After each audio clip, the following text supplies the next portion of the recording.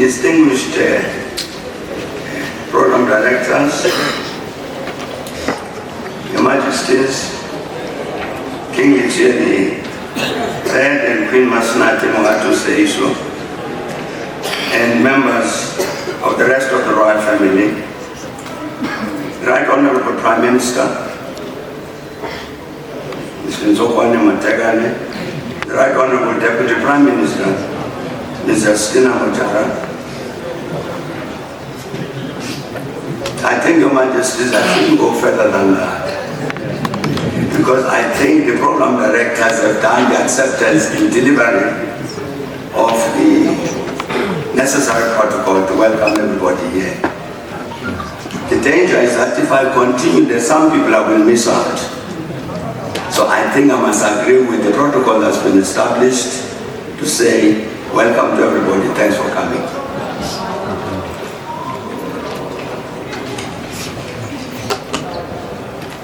I would like to believe that most of us present here today will recall that in 1984, His Majesty King Moshoeshoe II was requested to address the centenary celebrations of the adoption of Roman Dutch law in Lesotho. He first responded, I believe, to the Chief Justice, saying that he trembled. He trembled when he received the invitation to address the centenary meeting because he was afraid of embarrassing the gathering, the hosts, and himself. Because he was aware that he did not have the necessary expertise to satisfy the legal hurdles would have convened for the celebrations. However, he was reassured that when he was told that his task was merely to welcome the guests and then open the gathering in any manner and words of his choice and then disappear, hopefully without too much loss of dignity. Fortunately, this response left His Majesty, as he said, reassured and relieved. A few months ago, His Majesty King Moshoeshoe III invited me to deliver this lecture. This was before I knew what I have just told you of His Majesty King Moshoeshoe II's response to the invitation to address the centenary celebration of the adoption of Roman Dutch law.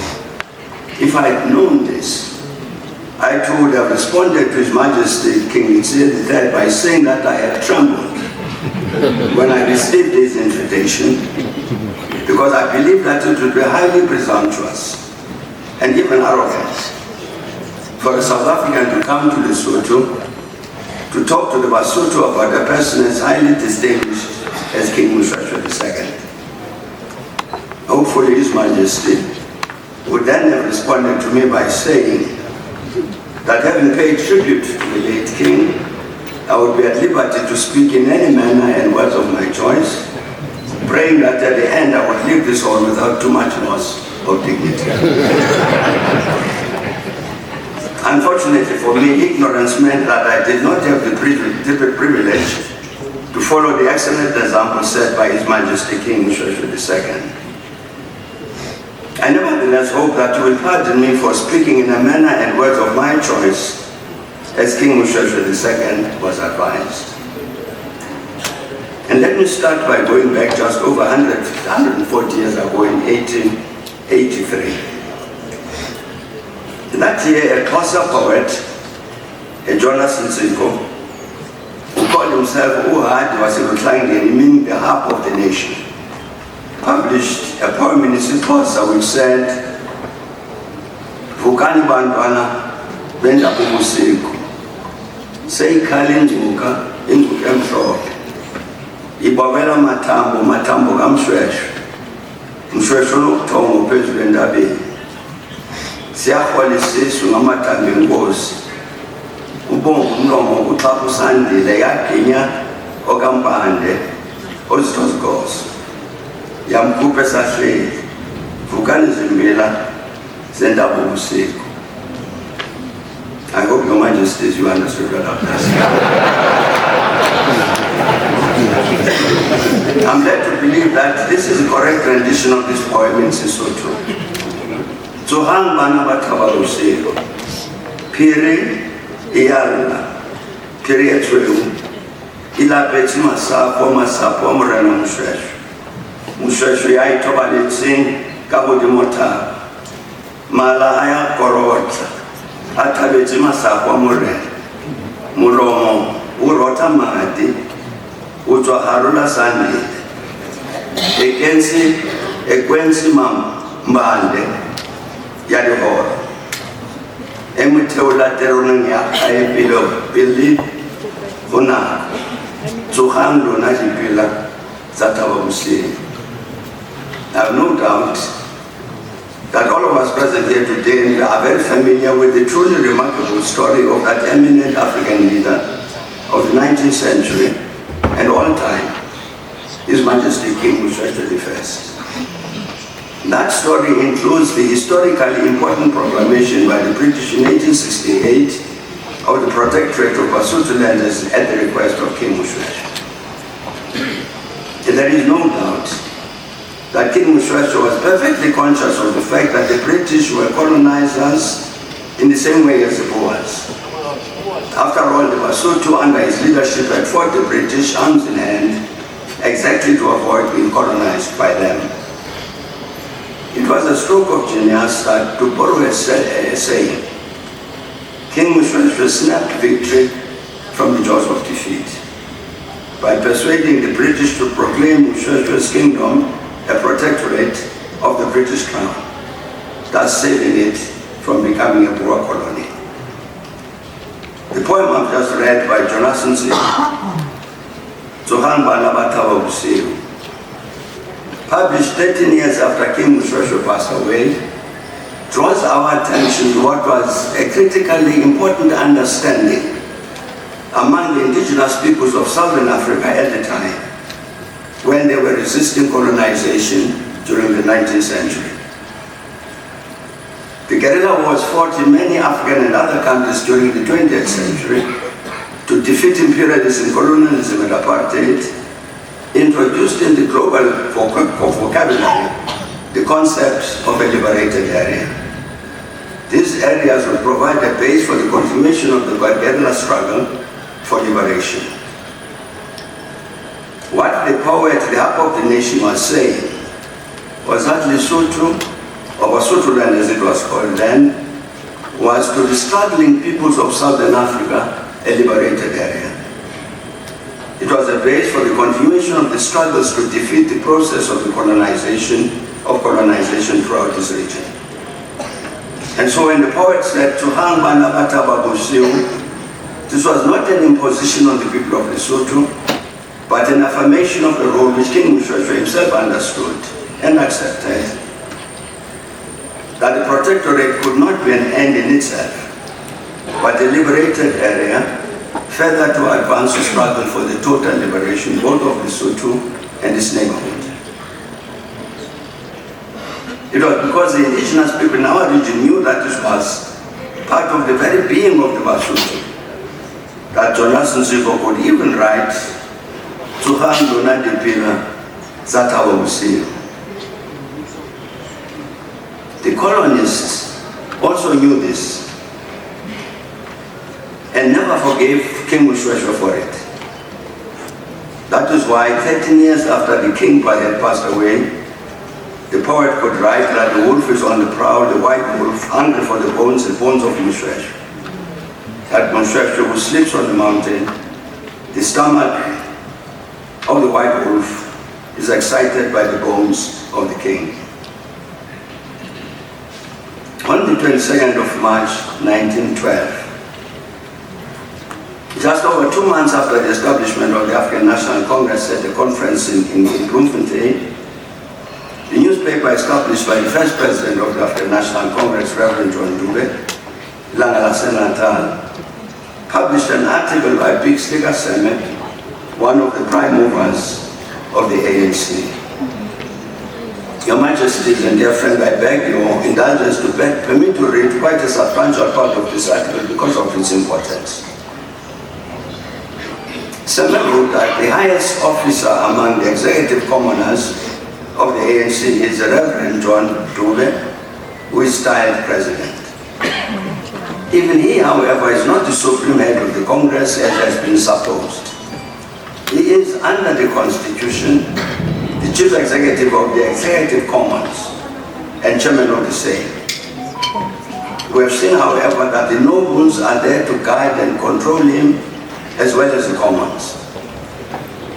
And he said that the highest position in Congress, therefore, is that of the leader of the nobles. This great person is His Excellency II, the paramount chief of Basotho land. This position was clearly understood and accepted by the delegates at the whole Congress in Bloemfontein. It was unanimity of the sentiment and devotion which made election unnecessary. This was a position which Chief Mahama, as a representative of His II, occupied throughout Congress without any question. Chief Mahama finally controlled not only the acting president but the whole Congress. This is sufficient proof of the fact that His II, whom he represented, is the real head of the South African Native National Congress by the unanimous consent of the whole Congress and of the noble chiefs who rendered notable assistance. Thus it is true that His II is now not the paramount chief of Basotho land only, but is through this Congress a national prince over all of the natives of Southern Africa who came under the Congress. And he said, Sir, I've written this in order to dissipate all doubt, unquote. I believe that this is sufficient to show that this great grandson of Moshoeshoe I, His II, had not forgotten or departed from the legacy of the Basotho royal family, initiated by King Moshoeshoe I, towards its own and the commitment of the people as a whole to serve as a liberated area in the continuing struggle for the liberation of the African peoples. And this was exactly why His Majesty King II played such a prominent role in the establishment of the African National Congress, then representing Africans from as far away as the present-day Zambia. In an address on the 16th of December 1971, to mark the 10th anniversary of the establishment of the real African Congo Sizwe, not this other one, then President of the ANC said, let us arm ourselves with the willpower and fearlessness of Shaka, the endurance and vision of Moshoeshoe, the courage and resourcefulness of Sekhukhune, the tenacity and valor of Insa, the military initiative and guerrilla tactics of Makoma, the farsightedness and dedication of SSM Kamakatu, Sol Plaji, Dube, Isaga Sane, Obusame Mishek, Pelem, Alfred Mangena, Paramount Chief Litie of Lesotho, and all founding fathers of the African National Congress. Let the dream of Moshoeshoe, who cherished the great alliance of African people to resist their separate conquest from true in our lifetime, to come true in our lifetime. And he said, let us fight for freedom. The white enemy, the white wolf in South Africa can and must be defeated. Unfortunately, when President Thabo said these words, His Majesty King Moshoeshoe II was back in Lesotho, having been sent into a short exile by Chief Liaboa Jonathan, who, as we know, carried out a coup d'etat in 1970 to stop the Basotho Congress Party from exercising power, having won that year's general election. I'm mentioning this because for us in South Africa, one of the outstanding things about Chief Jonathan's reign was the brave stand he took to allow ANC freedom fighters who had fled to Lesotho to operate from Lesotho against the apartheid regime. I have no doubt that it was on this issue, among others, of the stance towards apartheid South Africa, that Liaboa Jonathan had quarreled with His Majesty King Moshoeshoe II, whom he drove into exile, accusing him of interfering in politics. When the apartheid regime declared war against the Jonathan government and imposed some sanctions against Lesotho, it offered to return to a situation of peaceful coexistence if the government of Lesotho agreed to hand over to the apartheid regime the ANC cadres in Lesotho in exchange for members of the Lesotho Liberation Army that the Pretoria regime would hand over to the Lesotho government. It was very principled of the Jonathan government that it refused to accept this offer, arguing that it was not willing to engage in what he called a political business transaction with human beings. This position was exactly consistent with what King Moshoeshoe II had said to Liaboa Jonathan when the latter accused him of political interference. That it was imperative to respect the tradition initiated by King Moshoeshoe that Lesotho must always discharge its responsibility to the peoples of Southern Africa as a liberated area. When Major General Justin Metzing Lekhanya overthrew the Jonathan government in January 1986, he had already had discussions with the apartheid regime and obviously agreed to reverse the positions taken by King Moshoeshoe II and Chief Liaboa Jonathan concerning the struggle against the apartheid regime by meeting the demand of the Pretoria regime to expel the ANC and other South African cadres from Lesotho. It was inevitable that in this regard, the new military leader of Lesotho, General Lekhanya, would run into a head-on collision with His Majesty King Moshoeshoe II, whom indeed he forced into exile for the second time, including for his refusal to endorse some of the decisions taken by the military junta. In this regard, we all recall that in his April 1990 statement to the Basotho people, King Moshoeshoe said, "The conflicts which arose on one hand between some members of the military council and on the other, myself and others in both councils, centered around three major policy issues." He explained that one of these was the role of Lesotho in the anti-apartheid campaign and our commitment to the liberation movement in South Africa. And the King went on to say, many of us saw this policy of subservience to South Africa as directly contrary to Lesotho's moral commitment to support the liberation movement. Indeed, I saw and continue to see the liberation struggle as our own struggle, Lesotho's struggle for the liberation of our region and from external domination and dependence. And indeed, in another document, in August of the same year, 1990, he said, indeed, it was my insistence, that was the King, it was my insistence that the issues of people's participation and corruption should be addressed, as well as my criticism of foreign policy orientation vis-a-vis the liberation struggle in South and Southern Africa, that were the causes of both my conflict with the Lekhanya Military Council and my enforced exile, unquote. In 1987, King Moshoeshoe presented a major address at the new Council on Foreign Relations on the situation in Southern Africa and US policy towards this region. And among other things, the King said that since 1984, in South Africa, there's begun a new period of intensified politicization of the black majority opposition in the African townships. And he said the subsequent emergence of recent political groupings such as the UDF, National Forum, Congress of South African Trade Unions, unites black opposition in a new way in support of the total liberation movement and the principles of the Freedom Charter. And he went on to say that the US government policy of constructive engagement has secured little in the way of any change.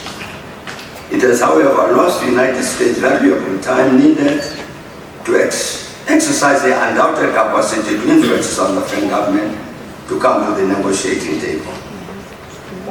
Without doubt, this major 1987 statement by His Majesty King Moshoeshoe II at the new Council on Foreign Relations spoke exactly to the point made by Oliver Tambo when he spoke in 1971 and said, "Let the dream of Moshoeshoe who cherished a great alliance of African people to resist their separate conquest, come true in our lifetime. It was exactly to contribute to this outcome that King Moshoeshoe II, loyal to the tradition initiated by his forebear, delivered his address at the New York Council on Foreign Relations. It is said that during his 1988 presidential campaign, the late President of the United States, George H.W. Bush, said, "I don't do division, King," to highlight the importance of pragmatic action and to downplay the importance of developing a long-term vision. The story I've been trying to tell Your Majesties as part of my tribute to His Majesty King Moshoeshoe II is exactly the opposite of what President Bush Sr. said. In the practice, following on the footsteps of his direct ancestors, starting with King Moshoeshoe I, King Moshoeshoe II respected the observation in the biblical book of Proverbs, where there is no vision, people perish. When Constantine Berense became paramount chief of Lesotho in 1960, he acceded to a high political position during a year in which many African countries gained their independence, following on the independence of Sudan in 1956 and Ghana the following year, 57. It would not be difficult to imagine the dreams and hopes, the optimistic and inspiring vision the African people had as control of their countries came back into African hands. For instance, in his Independence Day speech on the 6th of March 1957, Kwame Nkrumah proudly and correctly proclaimed, "We have awakened. We will not sleep anymore. Today and from now on, there is a new African in the world," unquote. And 3 years later, when Ghana became a republic in 1960, Nkrumah said, "Today we have entered upon a new life and a new revolution. The national revolution for economic and social reconstruction and the national effort to build Ghana into a beautiful and prosperous nation." And he said, by economic and social reconstruction, we mean the development of the potential wealth and the cultivation of our social relations in such a way as to eradicate the causes of poverty and squalor, degradation and unemployment, depression and want, so as to raise the living standards of our people, ensuring economic and social security from everyone, from birth to death.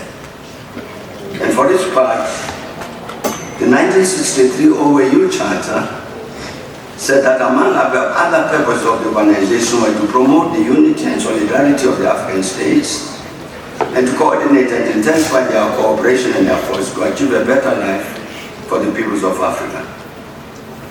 And sometime after this, the same OAU adopted the Lagos Plan of Action, 1980 to 2000. And in its preamble, the plan says, "The effect of unfulfilled promises of global development strategies has been more sharply felt in Africa than in other countries of the world. Indeed, rather than result in an improvement of the economic situation on the continent, successive strategies have made it stagnate and become more susceptible than other regions to the economic and social crises suffered by the industrialized countries." It said that Africa is unable to point to any significant growth rate or satisfactory index of general well-being in the past 20 years. And faced with this situation and determined to undertake measures for the basic restructuring of the economic base of our continent, the plan said we resolved to adopt a far-reaching regional approach based primarily on collective self-reliance. And yet, despite the adoption of the Lagos Plan of Action, and 30 years after the adoption of the OAU Charter, in 1993, yet another ordinary session of the OAU Heads of State and Government adopted a declaration which said, among other things, that we continue to be faced by the daunting dual challenge of economic development and democratic transformation. The socio-economic situation in our continent remains in a precarious state. Factors including poverty, the deterioration of the terms of trade, plummeting prices of the commodities we produce, the excruciating external indebtedness and resultant reverse flow of resources have combined to undermine the ability of our countries to provide for the basic needs of our people. In some cases, they said, the situation has been further compounded by external political factors. Of great interest and importance in this context are related words which His Majesty King Moshoeshoe II put to paper at about the same time in a serious analytical document which he entitled A Call for a Second Liberation. He said the serious problems of our continent identified by the 29th OAU Summit persist to this day. There are many others which we must mention, such as continuing violent conflicts, such as in Sudan, Somalia, and the Sahel, fragile democracies, global marginalization of Africa, and a weak continental organization, the AU. It is in this context that the document written by King Moshoeshoe II constitutes a text which should be compulsory reading for all of us as Africans. The reason for this is that it goes beyond merely and correctly identifying the problems and challenges our continent faces. It goes further to analyze these problems with a view to suggesting what should be done successfully to address them. In this regard, it is driven by a moving spirit of optimism and therefore encourages us to act confident of our capacity to overcome our problems. Written more than 2 decades ago, it remains directly relevant in terms of the situation of our continent, currently faces. It is also very relevant, even it only serves to provoke the required discussion and debate among us as Africans, without which it is impossible to solve any of our problems. In short, the document, A Call for a Second Liberation, is an excellent example of the kind of leadership which our continent sorely needs. Let me indicate some of what the document says. His Majesty wrote that the first liberation from colonialism has now run its course. Its outcome has left us in a state of bewilderment and despair, surrounded with us 30 years later by unfulfilled expectations, enormous potentialities, political uncertainties, and economic decline.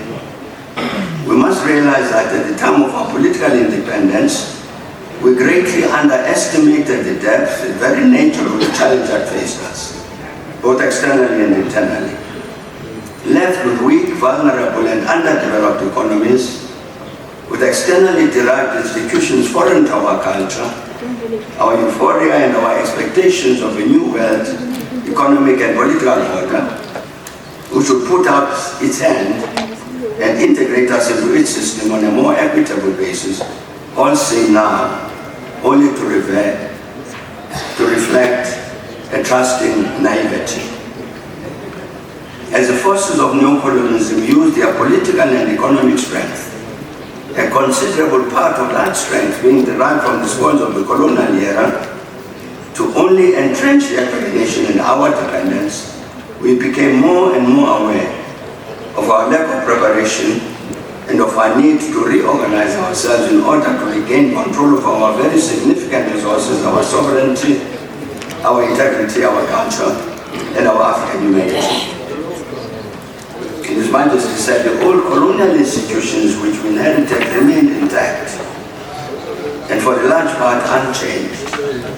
The imposition and the acceptance of external conventional development strategies, again foreign to our culture and totally unrelated to our stage of development and to real needs of our majorities, made the task of domination and its dependence all terms at all levels of our society.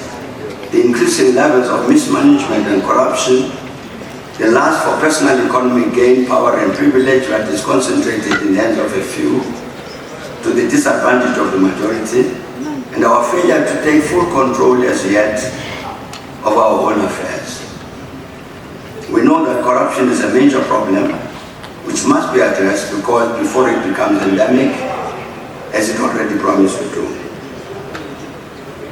His Majesty said we must look to ourselves, asking ourselves if we need to be liberated from anything that may obstruct our own vision of the means whereby a second liberation in Africa can be attained.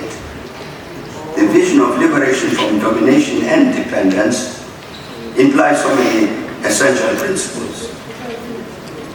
They are surely those of a truly democratic society, of a cultural revolution, of a self-reliant, caring and sharing nation, and a society of nations with their commitments to African unity.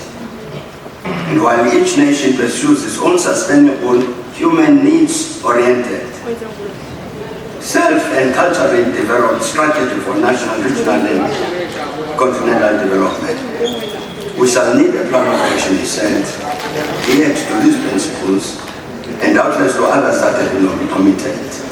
The dream of African unity so clear at the point of independence, so clear at the point of independence, also stands in urgent need of revival.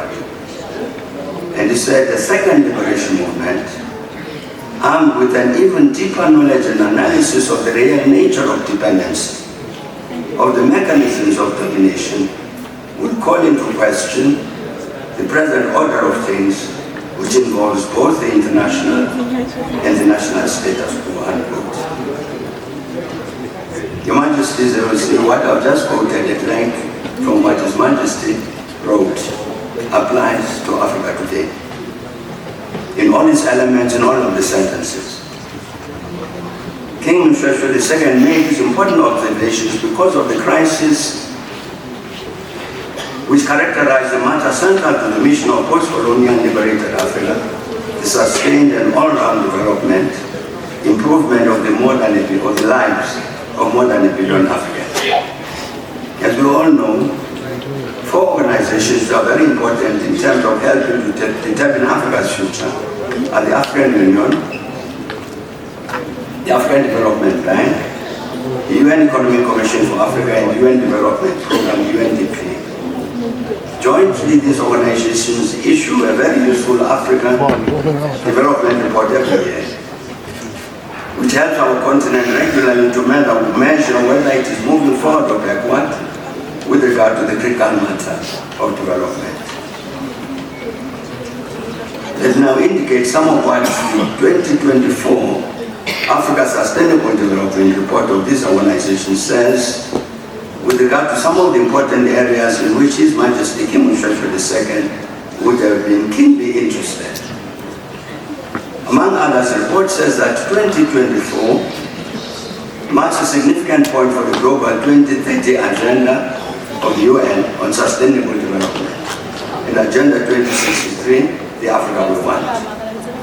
However, progress towards achieving the two agendas in Africa has slowed and even reversed in certain areas over the past few years, primarily due to the cumulative effects of the global polycrisis. That report says the COVID-19 pandemic affected economies across the world and in Africa, many of which are still recovering from its effects.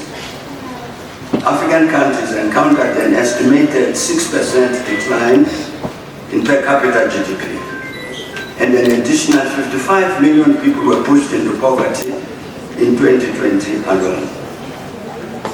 It further caused job losses and reduced some income and limited the ability of households to manage risks. It talked about sustainable development goal number 1 of the sustainable development goals, which is to end poverty in all of its forms everywhere, which is called SDG 1. And it says, SDG 1 centralizes social protection systems and alliance building to climate-related events and shocks as keys to combating poverty. It pushes for equal rights to economic resources and access to basic services for all people, while recognizing the need for developing sound pro-economic policies, pro-poor policies, and mobilizing resources to implement programs to end all forms of poverty. And it says that COVID-19 slowed, disrupted, or temporarily reversed across the SDG targets. In Africa, it caused an economic contraction of 3.2%, pushed an additional 55 million people into poverty in 2020. It caused job losses, reduced income, and limited households' ability to manage risks. Recovery from the pandemic has been uneven and incomplete. Its effects linger and continue to be aggravated by ongoing global crises, which are inhibiting economic growth in Africa. This includes an increase in fiscal deficit and debt distress. And it says that Africa's fiscal deficit increased from 4.8% in 2021 to 5.2% in 2022, while already 22 countries are already in debt distress or at the high risk of external debt distress by 2022.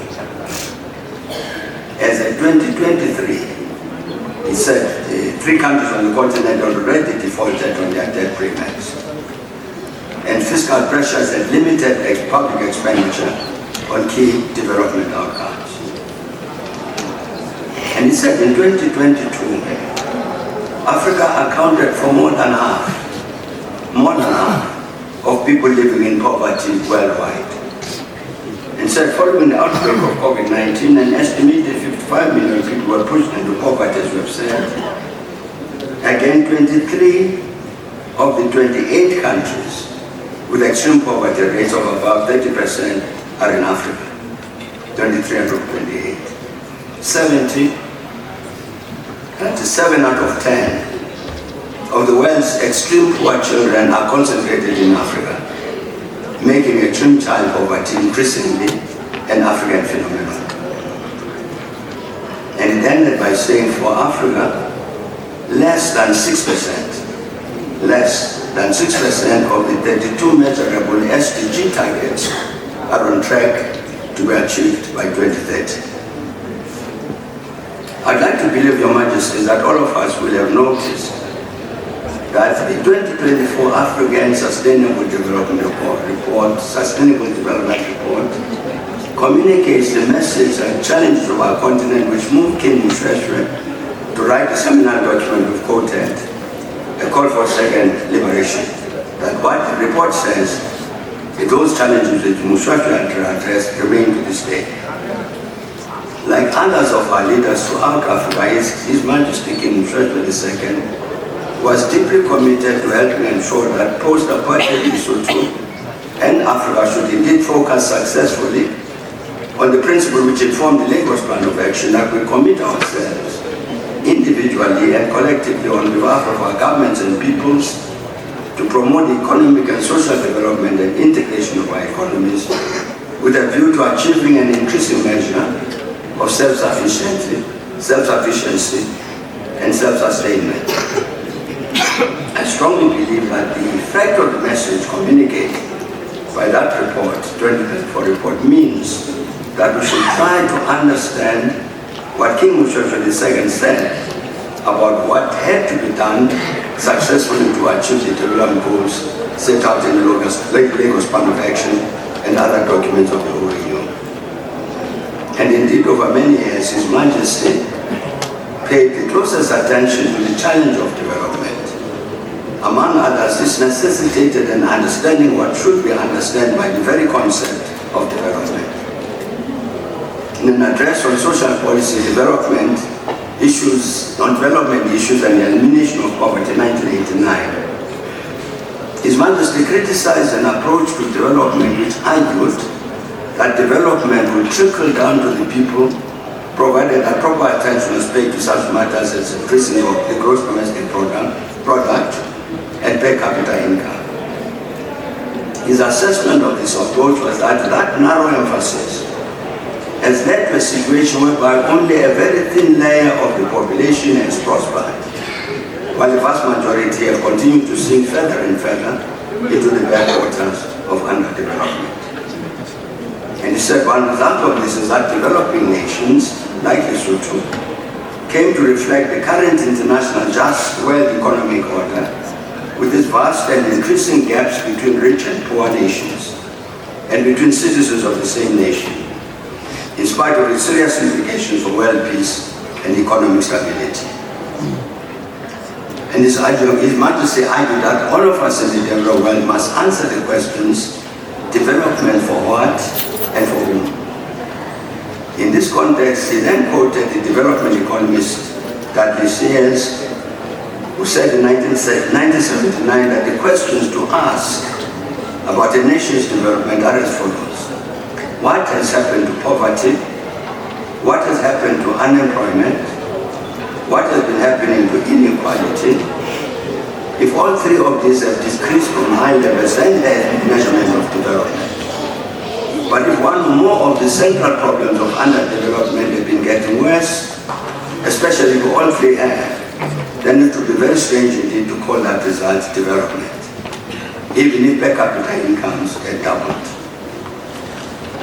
His Majesty added that economic growth must be understood as an instrument of human development which firstly sets out to meet the basic human needs of all the people and then moves on to our quality of life, moving from a decided and acceptable program for national austerity to national prosperity via a more self-reliant, human needs-oriented national philosophy of development.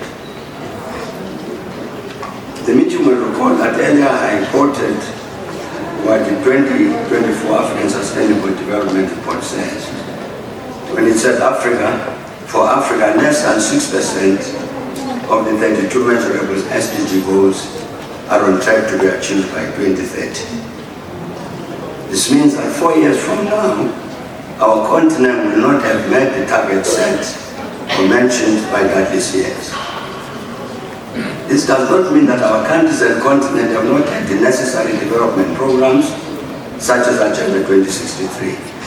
However, the actuality we face is a very disturbing reality concerning the quality of life of the overwhelming majority of more than 1 billion Africans and our escape from poverty and underdevelopment. Necessarily, the situation demands that we must, as Africans, ask ourselves some important questions, important and honest questions. This must include such queries as, have we paid the necessary attention to the alert sounded by His Majesty King Moshoeshoe II when he warned against reliance on trickle-down socio-economic development? What have we done to follow his advice concerning a self-reliant, human needs-oriented development program?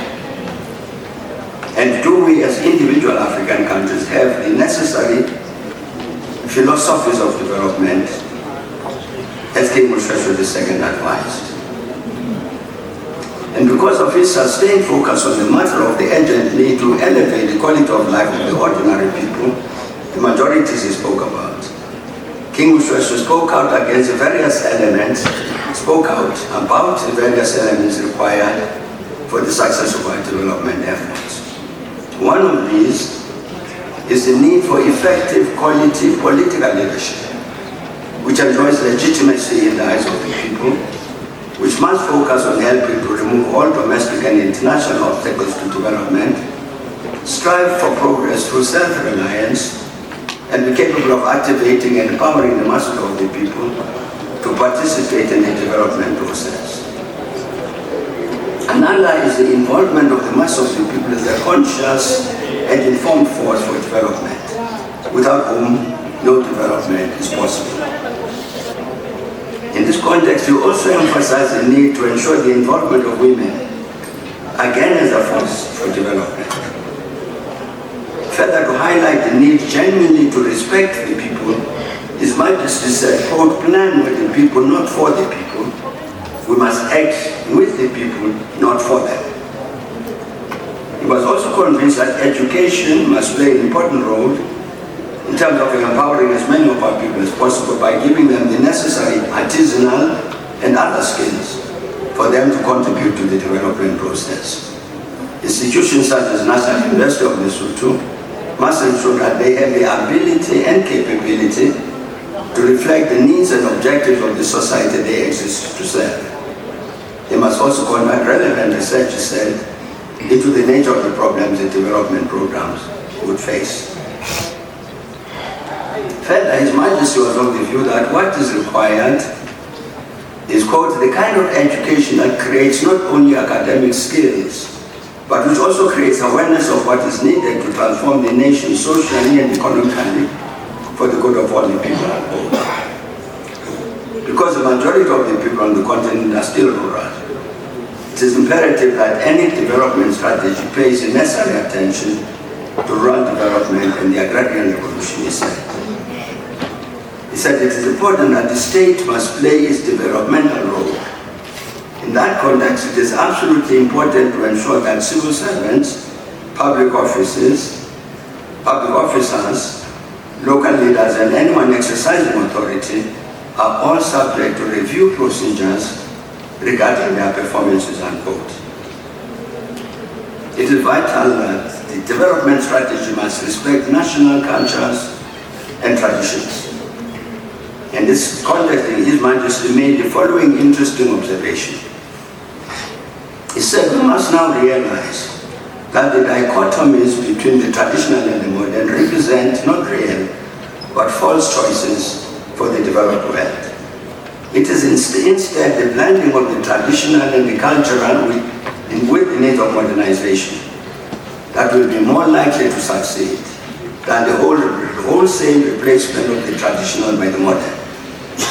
And so we must look to our own version of democracy for people's participation, take into account our own culture, our own history, our own time-honored institutions, and see them not as an obstruction, but as a living base from which modernization and change can and must take place, unquote. In addition, also observe that education and the media together must encourage local artists, local musicians, local creative writers, because a cultural renewal is one of the strongest hopes for the liberation of the mind. His Majesty was also of the view that African economic integration must underpin the national development strategies, accompanied by a shared Pan-African philosophical development perspective and strategy, informed by the objective of African unity, given that African unity is a precondition for regaining Africa's independence to control Africa's destiny. Your Majesties, I've just mentioned 8 factors which King Moshoeshoe II considered to be of importance with regard to implementing a successful development strategy. Clearly, he was very correct in this assessment. It would therefore be very useful to look at African continental experience with regard to these factors in the necessary effort to understand the causes behind the relatively bleak picture about African development contained in 2024 African Sustainable Development Report. Unfortunately, it will not be possible to do this in the context of this lecture. However, suffice it to say, purely as an example, that it would be entirely justified to discuss the important matter raised by King Moshoeshoe II of the need for quality leadership in order to achieve successful development programs. Concerning the broad collective of the current African political leadership in general, I'm certain that legitimate concerns can be raised about such matters as the depth of its commitment to Pan-Africanism, its commitment to remove the internal and external obstacles to development, and even its understanding of the need to mobilize masses of the people to become a conscious and informed force for development. Of course, except in the leadership that is in the room. The important question would then arise naturally. What should be done to address this deficiency given the critical importance of the task to achieve the human needs-oriented development, which His Majesty King Moshoeshoe II spoke repeatedly about. Perhaps another gathering should be organized to carry out such a comprehensive assessment of the relationship between the actual African experience in the field of development and the multifaceted perspective advanced by King Moshoeshoe. Before I end, perhaps I should come closer home. In 1976, His Majesty King Moshoeshoe II had occasion to address a meeting of South African business people in Johannesburg. And among other things, he said at this meeting that Lesotho labor has contributed to the amassing of wealth and technology in a developed country, while herself, for reasons beyond her control, has not been the subject of development to a proportionate degree, but has become poorer by virtue of its feeder relationship to a developed area. And he said, however, the imbalances created by development must be the primary concerns of those who have benefited most, because the economic wealth amassed gives them the greater power to take remedial action. And this applies, he says, not only within the context of a single country, but also in the interrelationships between two countries such as South Africa and Lesotho, as well as the broader canvas of the overall relationship between the developed and the underdeveloped world. His Majesty returned to this important question many years later, in 1990. In this instance, he quoted what two well-known South African intellectuals had written. These were Francis Wilson and Mampila Rampele, who wrote in their book, Uprooting Poverty, the South African Challenge. And they said, given the way the South African economy developed over the century of its industrial revolution, to the people of Lesotho and other parts of Southern Africa, who have contributed as much as anybody to the growth of the single economy, not only have a claim on the commonwealth that is generated and paid to the Inland Revenue Department in Pretoria. Unquote.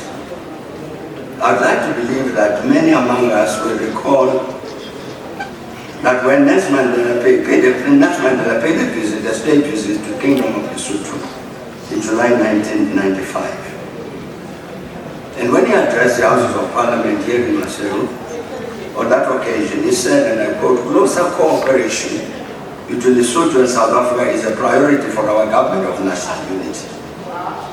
This applies to bilateral relations in the political sphere. It applies to trade and industry, job creation, economic growth, educational and cultural exchanges, agricultural production, transfer of technology and stability within the region.